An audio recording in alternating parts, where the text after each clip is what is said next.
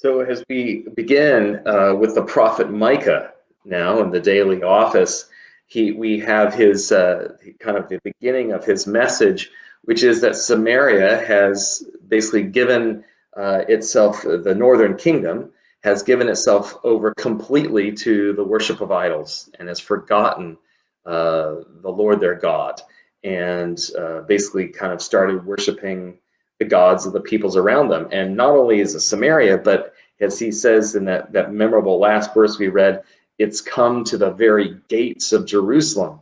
So that in a sense, Jerusalem has kind of looked over there on the other side of the fence and said, oh, that grass looks pretty green. That idol worship sure seems to be doing well for Samaria. They seem to be a very prosperous kingdom. And maybe we ought to try a little bit of that. Next, of course, not abandon. I mean, we're not saying abandon the Lord God, of course. No, I mean, perish the thought. We're just saying, we got to mix it up a little bit. Maybe get a little, let's not be narrow-minded. Let's include these other practices. Well, in a sense, the prophet is warning, watch out, because what's coming to Samaria is going to come to Jerusalem, not only in terms of idolatry and the worship and the oppression of the poor that goes with idolatry. The two in the prophetic witness are absolutely linked together. Idolatry, worship of gods other than the true God, and the oppression of the poor and the weak. And that is coming over, but also the consequences of that, which is God's judgment, his absolute determination to set things to rights, even if that means he has to shake it all the way down to the foundations.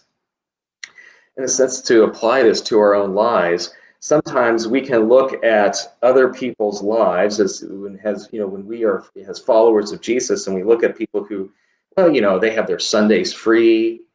They seem to be taking great vacations, or they have lots of things. And it's like, boy, if I didn't pledge to the church, or if I didn't give to the poor, maybe I'd be able to have vacations like that. Well, maybe I just shouldn't be so into and narrowly focused on this whole Jesus following thing. I got to mix it up a little bit. I was like, I deserve this. I deserve to have some nice things.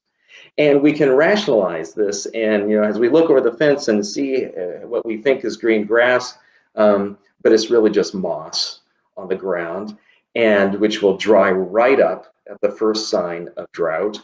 And in a sense, we need to be absolutely clear about our own identity as followers of Jesus, and be absolutely clear about our mission of justice into the world. Because when we get pulled off that true north, when we get pulled off our following Jesus, the problem is it has consequences not just for us. I mean, that would be one thing if it just affected us.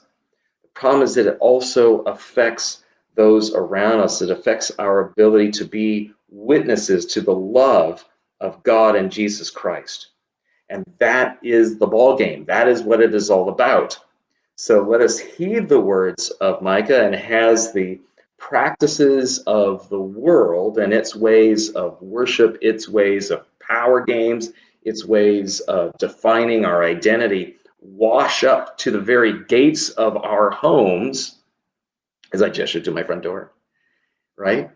We are called to double down on discipleship, double down on prayer, and focus and commit ourselves again with the words of the prophets to follow the ways of Jesus, and to follow the ways of self-offering, sacrificial love for others.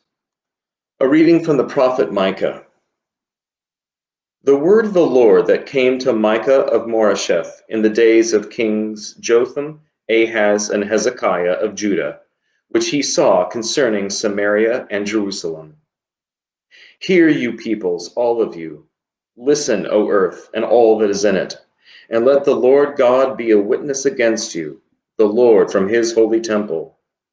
For lo, the Lord is coming out of his place, and will come down and tread upon the high places of the earth. Then the mountains will melt under him, and the valleys will burst open, like wax near the fire, like waters poured down a steep place.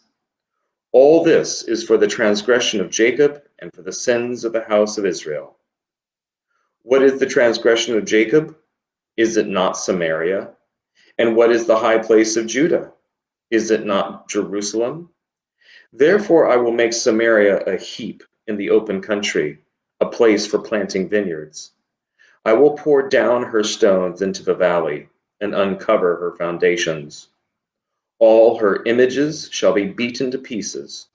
All her wages shall be burned with fire, and all her idols I will lay waste. For as the wages of a prostitute she gathered them, and as the wages of a prostitute they shall again be used. For this I will lament and wail. I will go barefoot and naked. I will make lamentation like the jackals, and mourning like the ostriches. For her wound is incurable. It has come to Judah.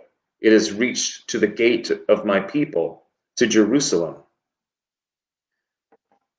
The word of the Lord. Thanks be to God.